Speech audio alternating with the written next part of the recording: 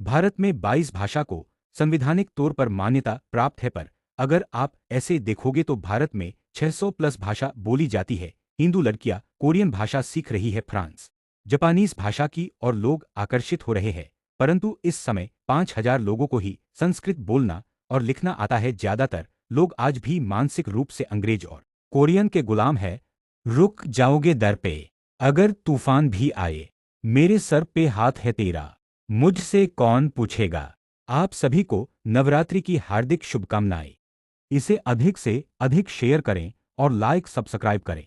जय मां दुर्गा, जय मां दुर्गा। आपको पता है कि नवरात्रि क्यों मनाते हैं? देवी मां दुर्गा और राक्षस महिषासुर के बीच में 9 दिनों के युद्ध का प्रतीक है, जिसमें देवी मां दुर्गा ने महिषासुर का वध किया था।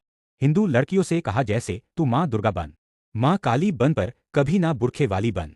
दोस्तों, कमेंट में जय मां दुर्गा लिखना और सब्सक्राइब करें। ओम कृष्णाय वासुदेवाय, हरि परमात्मने प्रणतः क्लेशनाशाय गोविंदाय नमो नमः।